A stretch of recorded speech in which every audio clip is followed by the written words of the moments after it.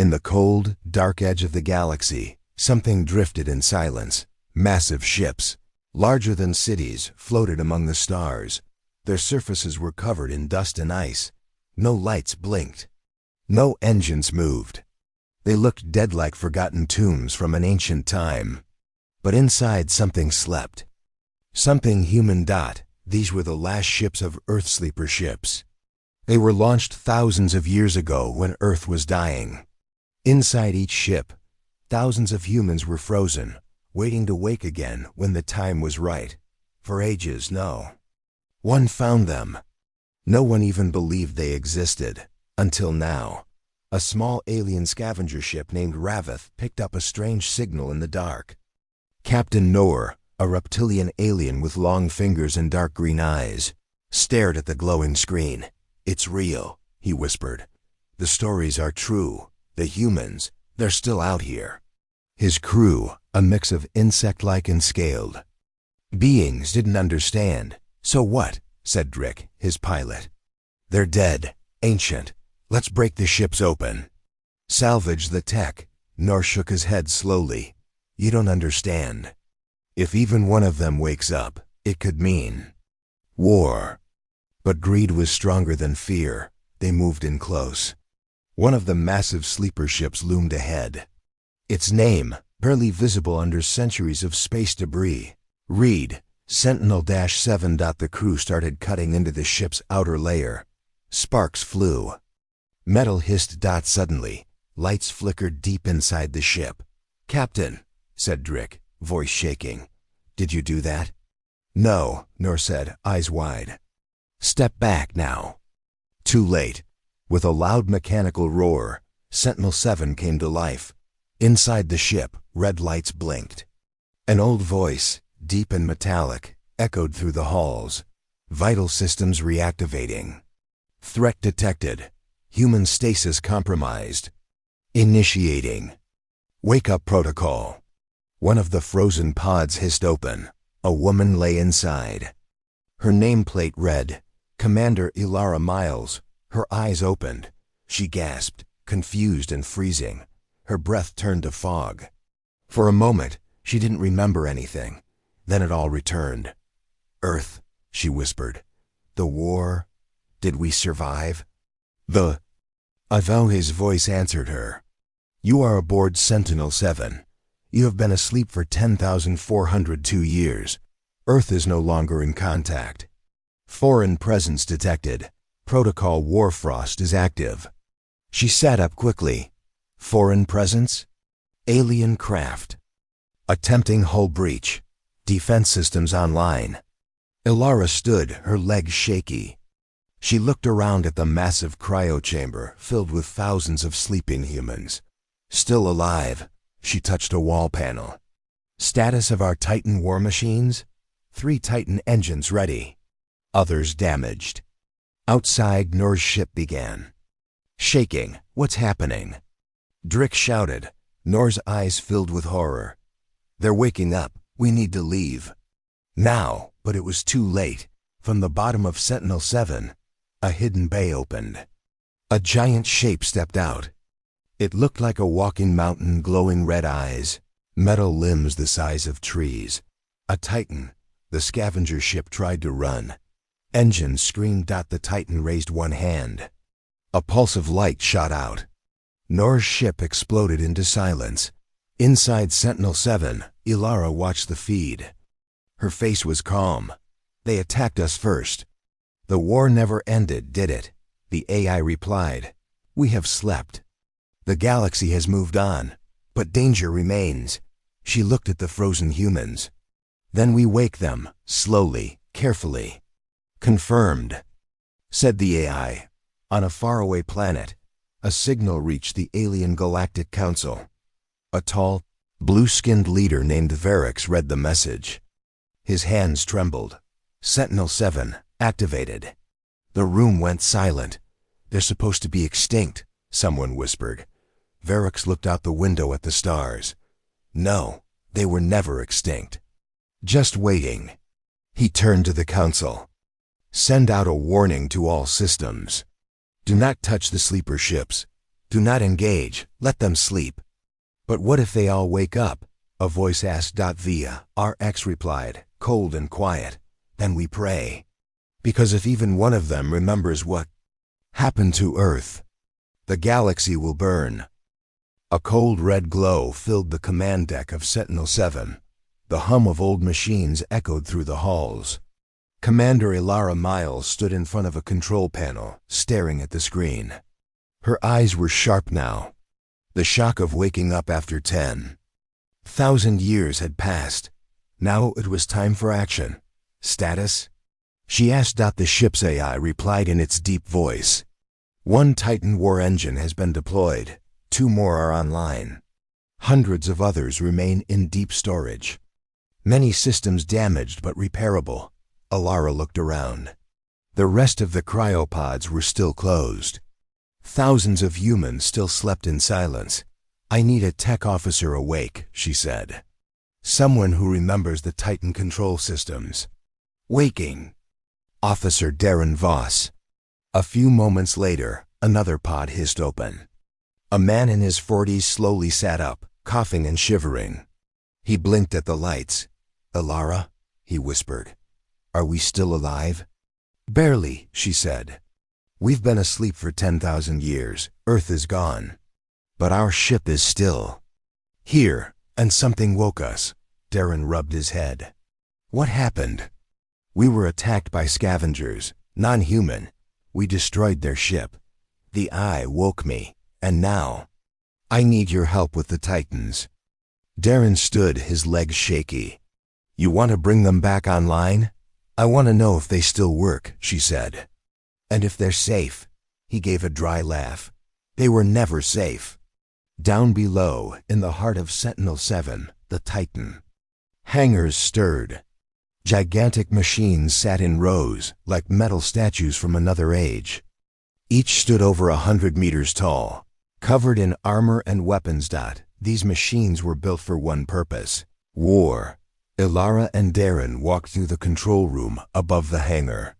Thick glass walls showed the Titans resting in their cradles.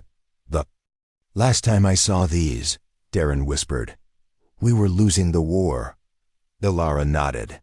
Do you remember the day we launched a sleeper fleet? I remember everything, he said. We had no choice. Earth was burning. A screen lit up. One of the Titan units blinked online. Its eyes glowed red. Titan unit. 09 Thorhammer status. Active. Darren tapped controls carefully. Core systems are stable. Weapons locked. AI dormant.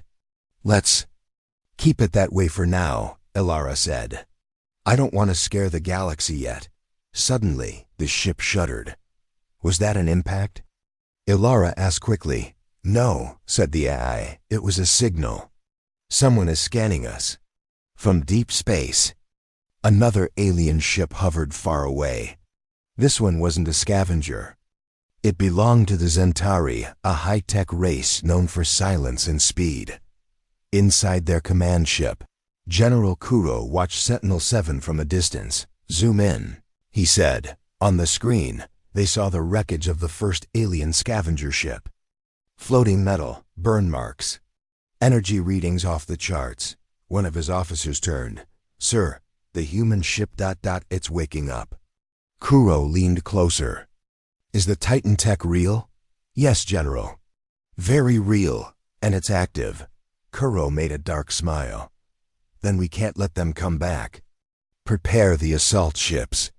Back on Sentinel-7, Ilara felt something wasn't right. AI, she said. Track all nearby ships. Detecting multiple new signals. High-speed approach. Weapons armed. Darren cursed. It's an ambush.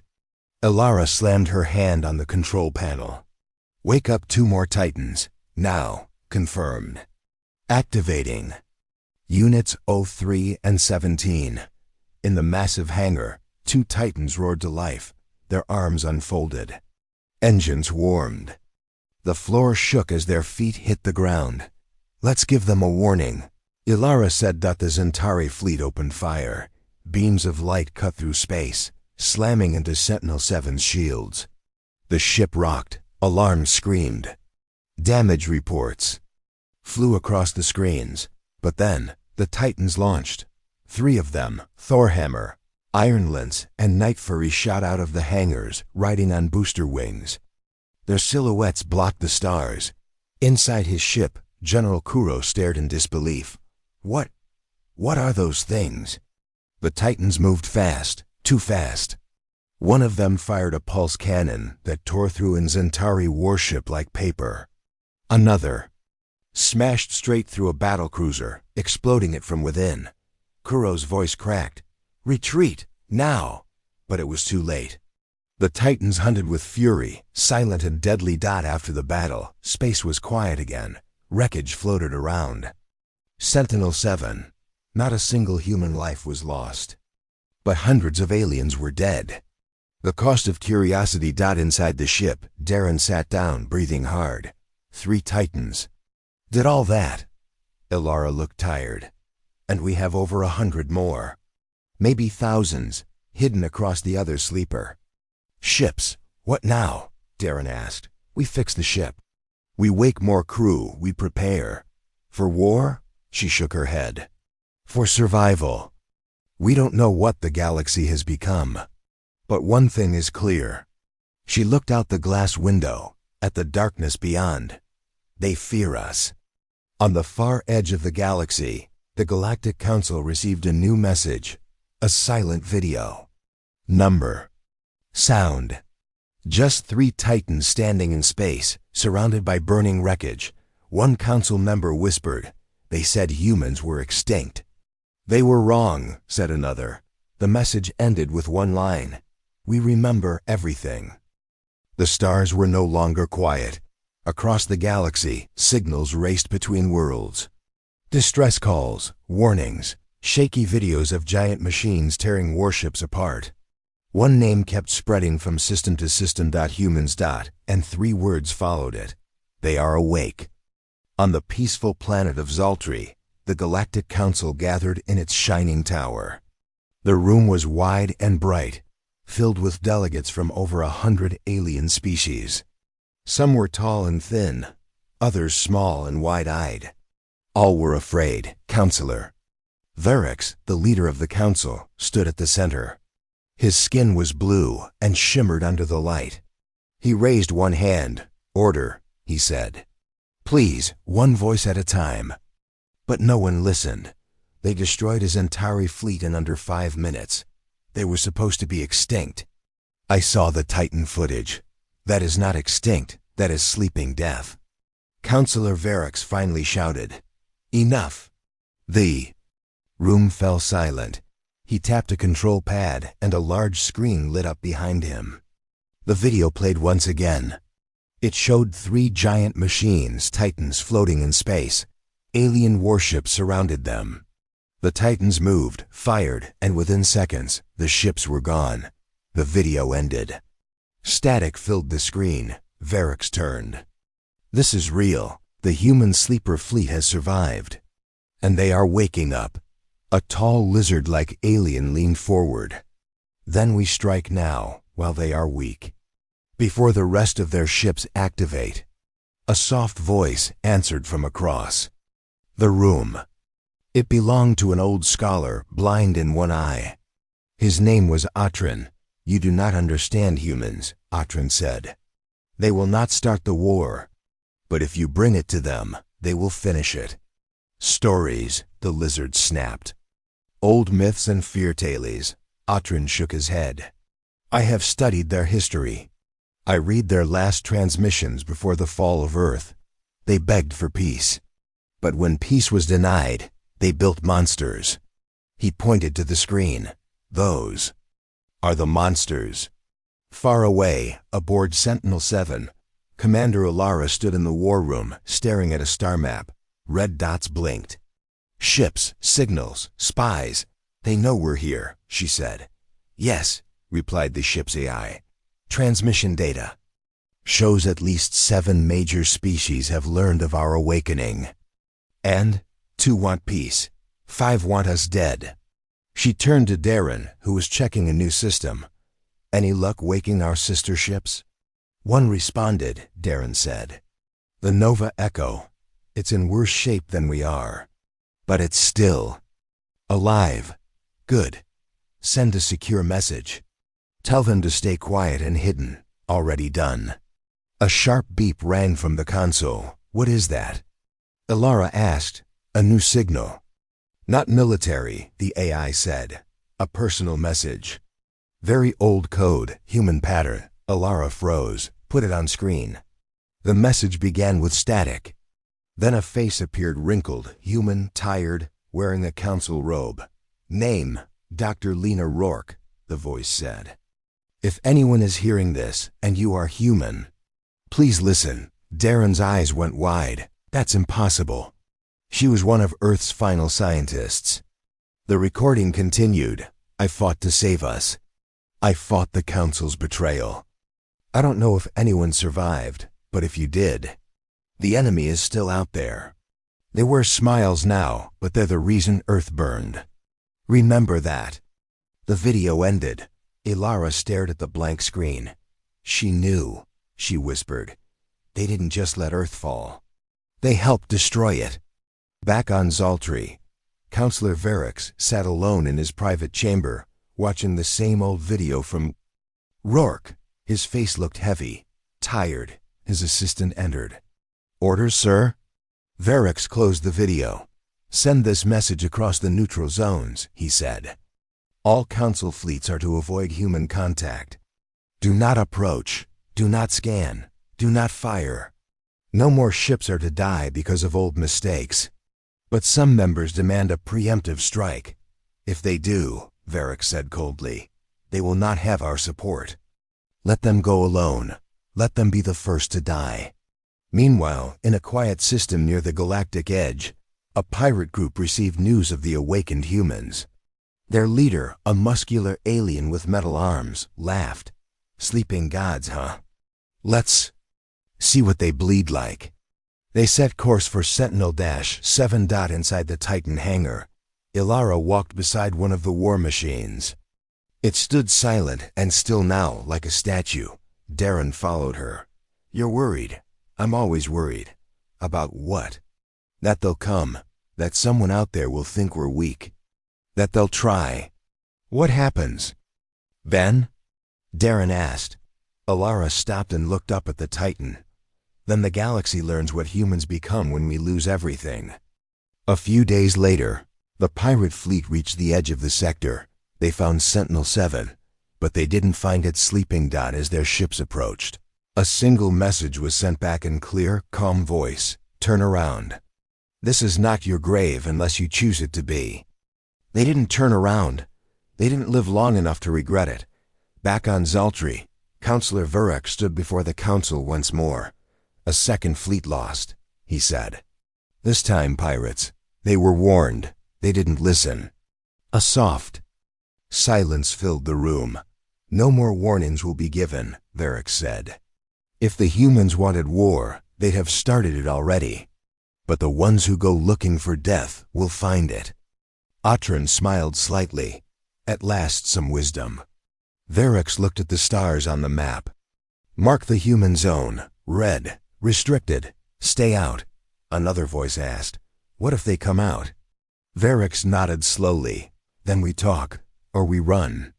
In the dark halls of Sentinel-7, Ilara finally let herself rest. She looked at the stars through the window. 10,000 years, she whispered. And still, they fear us. Darren stepped beside her. Maybe that's the only thing that kept us safe. Ilara nodded. Maybe, she said. But soon, we'll have to decide what kind of humans we are now, survivors, or something more. The stars blinked silently outside, and across the galaxy, no one dared speak against the name human. Not anymore. The silence inside the cryo chamber was heavy. Hundreds of pods lined the cold metal walls. Most still held humans in deep sleep, frozen in time. But one pod began to hiss open. Commander Ilara Miles watched closely as a man stirred inside. His name was Captain Joran Hayes. He blinked, confused as the fog of stasis faded from his mind. Where ... Am I? He muttered, voice rough. You're safe, Ilara said, stepping forward.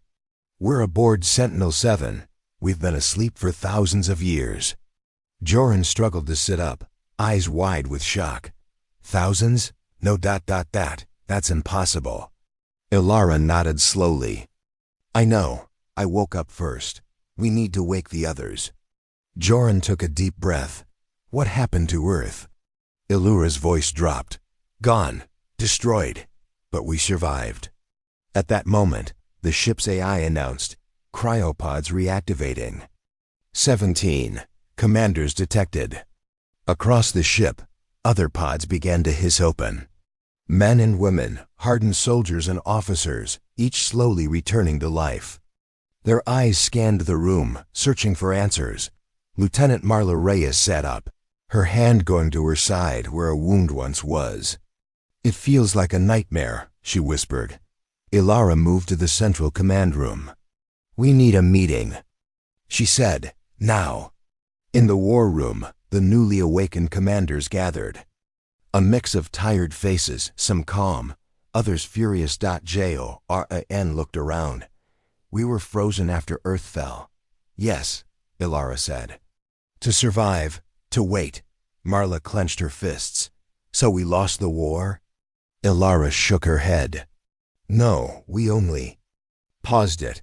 Now the enemy thinks we are extinct. Are they wrong? Joran asked.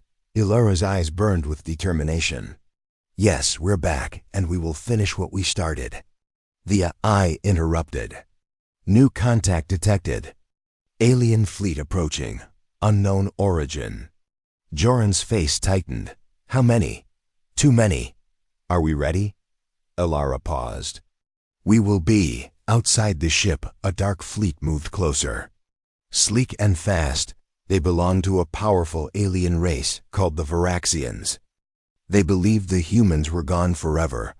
On their command bridge, Commander Celis watched the approaching warship. Is this it? He asked. His second, a sharp-eyed alien, said, Reports show human activity. They are waking. We should destroy them before they grow. Celis smiled coldly. Then prepare weapons. No mercy. Back on Sentinel-7, alarms blared. Lights flashed red.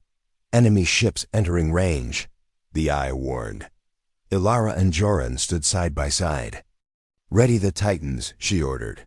Darren Voss, the tech officer, monitored the systems. 2 Titans online, weapons charged. Marla checked the fleet status. Cryo systems stable, but many soldiers still asleep. We don't have full strength. Ilura's voice was firm. Then we hold them off, at all costs. The first laser beams hit the ship's shields. The hull shook. Joran gritted his teeth. We fight or we die. Ilara nodded. We fight. The battle was fierce and fast. Titan 03, nicknamed Ironclad, blasted enemy ships with heavy cannons. Titan 17, called Stormbreaker, smashed through the fleet with powerful fists. Inside the command room, Ilara directed the fight. Focus on their lead ship. Darren's hands flew over the controls. Shields at 60%. Incoming missile. Activate point defense. Ilara shouted. Explosions rocked the ship. But the Titans held the line. Suddenly, one of the enemy ships fired a plasma torpedo directly at Sentinel-7. Brace! Joran yelled. The torpedo hit the outer hull, creating a massive explosion. Smoke filled the corridors. Ilara coughed. Damage report. Engineering reports minor hull breach on Deck 7, the AI answered. Repairs underway. Joran helped Ilara steady herself. This isn't over. After hours of fighting, the enemy fleet retreated. We survived, Marla said, wiping sweat from her brow. Ilara looked out the viewport at the dark stars. But they will be back. Joran faced the commanders. We can't stay hidden. We must wake more crews. Prepare the fleet. Ilara agreed. Our war was paused. Now it begins again, Marla nodded. For Earth, Illyra's eyes were fierce. For humanity. In the quiet after battle, Illyra stood before a console. She accessed old Earth records, messages from lost leaders. A recording played. To those who wake. Remember your duty. Protect the future. Remember the past. Illyra's hand hovered over the button to wake the next group of soldiers. She whispered, "It's time." The stars outside Sentinel-7 held their breath. The commanders had awakened and humanity's war engines were ready. The cold blackness of space was suddenly torn apart by flashing lights and alarms. Inside the command room of Sentinel-7, Commander Illyra Miles stood tense. Her eyes were locked on the main screen, showing a small human ship drifting quietly near. Their position. "We have contact," said Darren Voss, the tech officer. "It's one of our sister ships, the Aurora's Veil. It's still in cryo, but it's drifting dangerously close to an alien patrol." Illyra frowned. Why would an alien patrol be near a human sleeper ship? They're supposed to leave us alone. The eye interrupted. "The patrol belongs to the Zentari. They are scanning for survivors." Illyra's jaw tightened. They don't know what they're dealing with. Suddenly, a warning flashed across the screen. The patrol ship launched a volley of missiles toward the drifting Aurora's Veil. "Missiles inbound." Darren shouted. Illyra's voice was calm but firm. "Activate emergency shields on the Aurora's Veil. If it's destroyed, all lives on board are lost. Shields at 80%. Incoming fire overwhelming," the eye reported. "We can't lose that ship," Illyra said. "Prepare the Titan. Drones, we strike now." In the quiet halls of the Aurora's Veil, hundreds of humans still slept in cryopods, their lives hanging by a thread. Illyra watched the screen as the patrol ship closed in. "Captain Joran," she said, "ready the drones. We take the fight to them before they kill our people." Joran Hayes nodded, understood. "Titans are standing by." Outside, 3 Titan-class drones launched from Sentinel-7. They moved like shadows, silent and deadly. The first drone, ironclad, charged forward. Its heavy arms ready. The Zentari patrol ship fired again. But the drones were faster. Ironclad raised its arm and fired a pulse cannon. The blast tore through the patrol's shields, hitting their hull. The patrol ship screamed in alarms. Its weapon systems failed.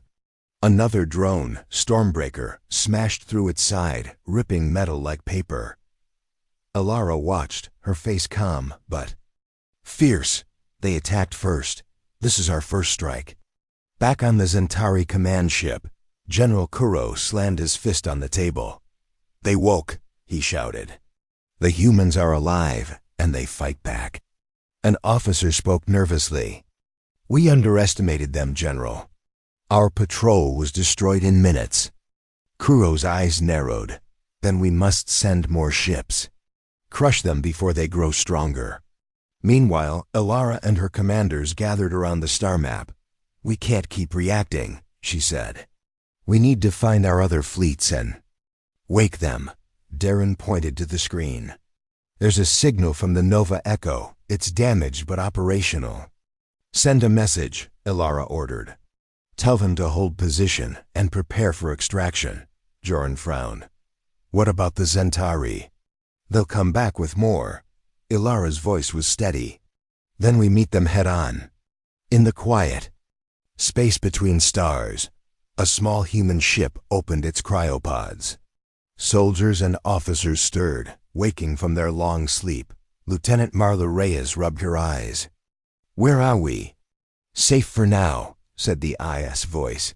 Marla stood and looked out the window. "But the war has started again." Back on Sentinel-7, Illyra walked through the corridors, passing soldiers preparing for battle. One young soldier asked, "Commander, what happens if we lose?" Illyra smiled faintly. "We don't lose, we survive. That's what humans do." She stopped and looked up at a Titan through the glass wall. "They forgot about us," she said quietly. "But we are not gone. We were only waiting." The stars around Sentinel-7 blazed with new light. War had returned. And humanity's first strike from the forgotten. Sleeper ships had shattered the silence. The metal corridors of Sentinel-7 pulsed with red warning lights. Soldiers ran to their stations. Technicians worked fast to repair battle damage. The ship had survived another attack, but just barely. In the command room, Commander Ilara Miles stood still, staring at the holographic star map. Red dots marked enemy fleets. There were more than before. Every day, they got closer. "They're surrounding us," Joran Hayes said, his voice tense. "We won the first battles, but they're not backing down. They're coming with everything. Now, they think they can crush us before we wake the others," Ilara replied coldly. "They're wrong." Darren Voss, the tech officer, stepped forward.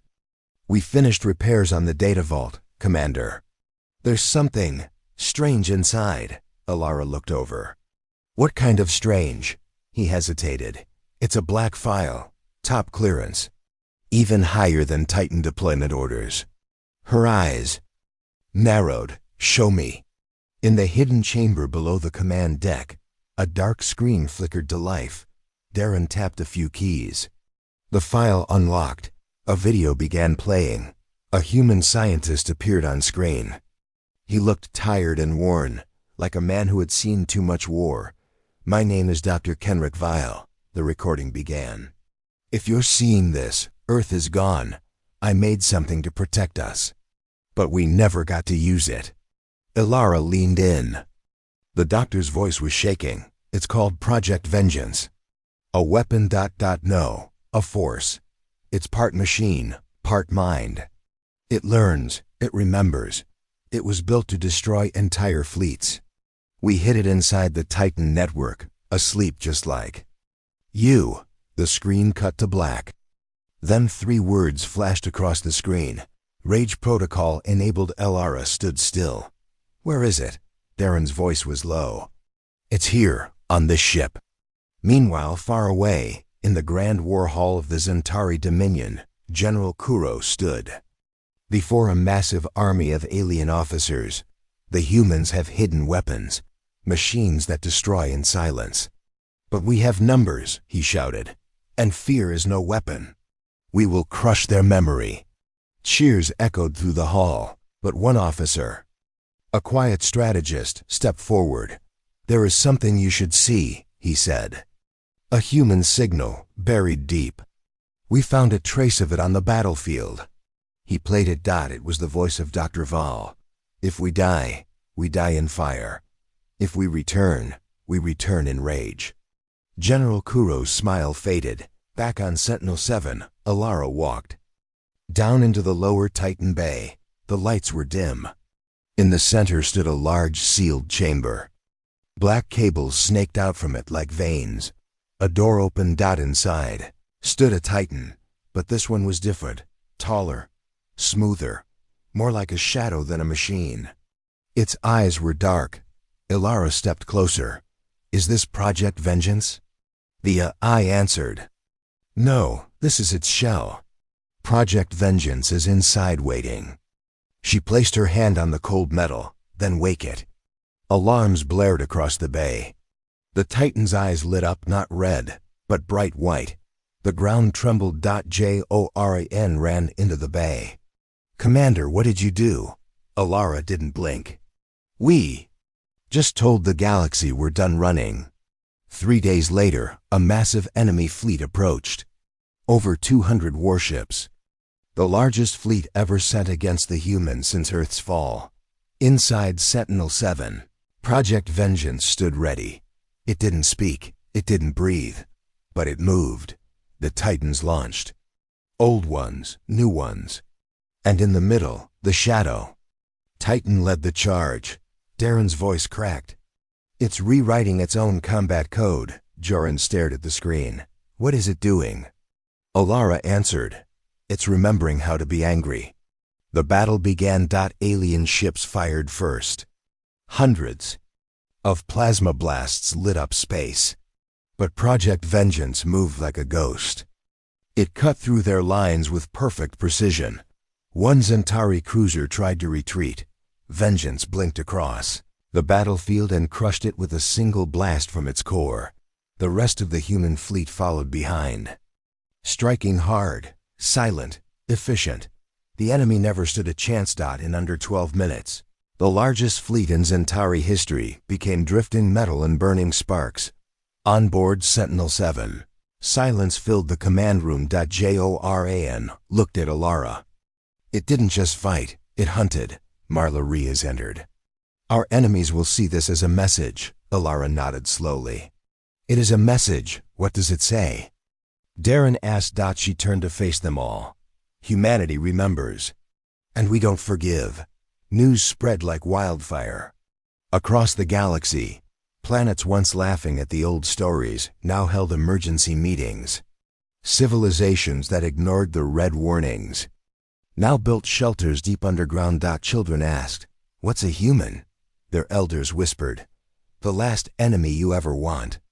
And in the quiet of the stars, Sentinel-7 powered down its weapons. But kept its titans awake, because human rage had returned. And this time it would not sleep. Deep inside Sentinel-7, the war room glowed in dim red light. Commander Ilara Miles stood silently as the screen in front of her played an old, encrypted video. The sound crackled, the image grainy, but the message was clear. A voice human. Male spoke with fear and urgency. "This is Admiral Quinn. They sold us out. I repeat, Earth was betrayed. The Council knew. The Alliance knew. They didn't help us. They helped destroy us." The room fell quiet. Joran Hayes stepped forward slowly. "Is this real?" Ilura's voice was low. "The timestamp matches. The final days before Earth fell." Darren Voss leaned over the console. "I've checked the data signature. It's authentic. This was hidden deep inside our archives. Someone didn't want us to know."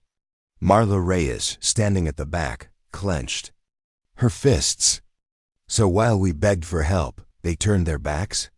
"No," Ilara said. "Worse, they turned us in."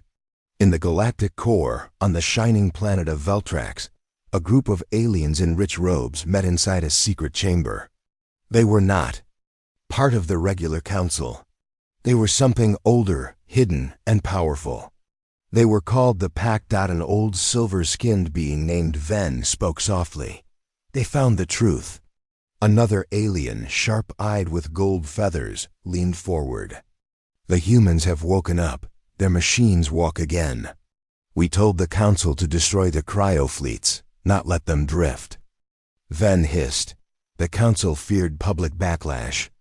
So they let the humans sleep, thinking they'd never wake. A third alien, this one with a glowing spine, said, "And now they come for answers." Ven narrowed his eyes. "Then we give them lies or silence." On Sentinel-7, the team watched another file, one even older. It showed a meeting between human ambassadors and alien leaders. The humans looked desperate. Their words were clear. "We are losing Earth. We need reinforcements. Help us evacuate." But the reply came cold and sharp. "We cannot risk our people for your war." Then came the final line buried in static. "Better Earth falls than the humans rise again." Joran turned to Alara. "They feared us even then." Darren nodded. "They didn't just fear us. They planned to erase us." Ilara looked out at the stars. They failed. A coded message arrived an hour later. It came from a neutral planet called Erythra Prime, deep in Council space. "I am Elder Kalen. I have information. I served the Council during Earth's final days. I know who betrayed you. Meet me in person alone. Bring no war machines." Ilara narrowed her eyes. "It's a trap." Marla shook her head. "Or it's the only chance we'll get for the truth." Joran stepped forward.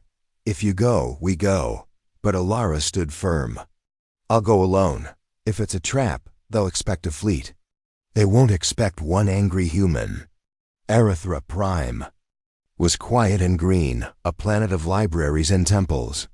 Alara landed without escort, dressed in a dark coat, no weapons visible.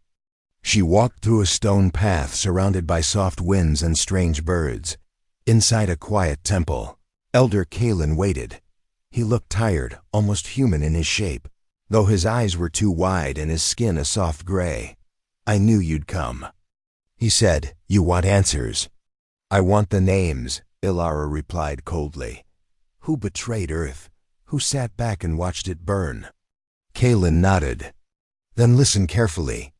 He told her everything. 30 years before Earth's fall, a secret alliance of powerful species made a decision.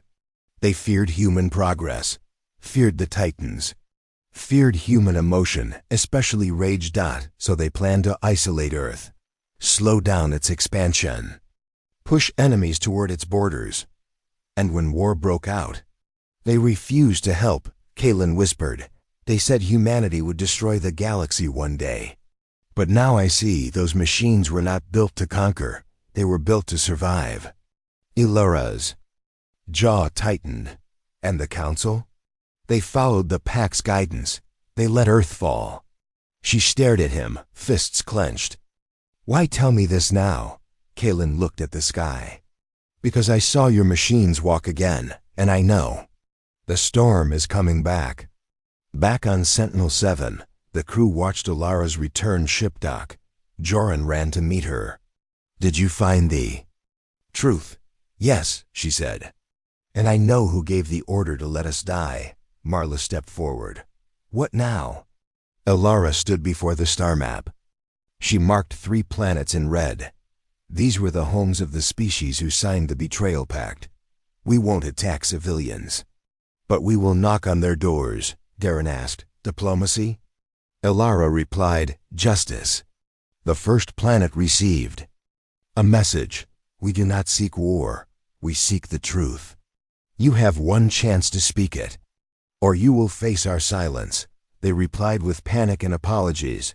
The second planet offered documents and video files, proof of the pact. The third world said nothing. That world lost all military satellites within 10 minutes. No deaths, no warnings, only silence. Across the galaxy, empires once proud began to fear again. And deep inside the council chambers, Ven of the Pact whispered to himself, "We should have killed them all." But it was too late. The humans had returned. Not as conquerors, but as a reminder, you cannot erase what refuses to die. The stars were quiet, but silence, as always, was just a mask. Inside the command chamber of Sentinel-7, Commander Alara Miles stood before the crew. The war map glowed red, a spiral of enemy worlds and council strongholds. The galaxy had been quiet for too long. Now the silence would break. "Today," she said calmly, "we finish what they started." Joran Hayes, standing beside her, looked over the mission brief. "We go for their voice first? The High Council station?" Ilara nodded. "We send a message no one can ignore, not with violence. With truth." Darren Voss raised a brow. "And if they try to stop the broadcast?" Marla Reyes stepped forward. "Then we remind them that silence can shatter." Council Station Celestara floated above a gas giant, shining gold and silver, beautiful and proud. It was the heart of power, where laws were written, lies were passed, and betrayal was buried. Inside, Elder Ven paced in a chamber lined with glass and starlight. He stared at the growing red alerts on his screen. "Human fleet inbound," said his aide. "How many ships?" Ven asked. "Only one, sir." Ven paused. "Only one?" The aide swallowed. "Yes, sir, Sentinel-7. But it's broadcasting. To us? To the galaxy." Every world received the same signal, planet-bound, space-based, low-tech or high. The face of Commander Ilara Miles appeared on every screen. "I am Ilara Miles of Earth. You were told we were gone. You were told we were destroyed, but that was a lie." She stepped aside. Behind her, dozens of files, videos, audio logs, and ancient reports lit up. We have the records. We have the names. We know who betrayed Earth, and we know who watched. In silence, but this is not a threat, this is a reminder. She looked straight into the lens. You feared us because we built giants. You feared us because we refused to kneel. You tried to erase us. You failed. Panic spread across the council. Then slammed his fist on the table. "Cut the feed," he shouted. "We can't." Someone yelled back. "They're using the old Titan code protocols. It's rewriting every network at once." "Then scramble the defense fleet. Stop that ship." But Sentinel-7 didn't fire. It only watched and waited in orbit. 10 smaller ships, once silent, now burning with blue engines, arrived. Beside it, these were sleeper warships, half forgotten and buried under ice and time. Now they moved like predators returned from the void. Ilara watched them join the formation. She whispered, "The silence is over." Then, something unexpected happened. Small ship from Celestara broke formation and moved toward Sentinel-7. It opened a direct channel. A soft voice came through. "This is Ambassador Linya of the Siren people. I speak not for the Council, but for the ones who remember Earth's kindness." Ilara looked at the screen. "You have one chance, Linya. Make it count." "We wish to help," Linya said. "We have long feared the Council. You are not the only ones they've tried to silence." Joran turned to Ilara. "Could be real. Could be a trick." Ilara nodded slowly. "We'll find out." Back inside Celestara, the Council's emergency chamber filled with shouting voices. Some demanded war. Others called for surrender. Elder Ven stood tall and raised his voice. "This is why we feared them. Look what one ship can do to our systems, to our politics, to our control." One counselor, a young blue-skinned diplomat, stood up. "No, this isn't fear. This is justice. We let them die once. We will not do it again." Gasps filled the room. Sides were being drawn, not just in politics. In the soul of the galaxy. Then Sentinel-7 sent one last signal, a message of peace. "We do not ask for war," Ilara said, calm and firm. "We ask for recognition. We ask for history to be told truthfully. We ask for silence to end." She paused, then added, "But if you try to erase us again, know this, the last time we were asleep, now we are awake." The broadcast ended, and the silence finally broke. On distant worlds, statues of human heroes, long-thought myths, were uncovered by rebels. In mining colonies, old Earth songs played. Again. In the Outer Rim, children whispered stories of the Titans, and for the first time, they were not afraid.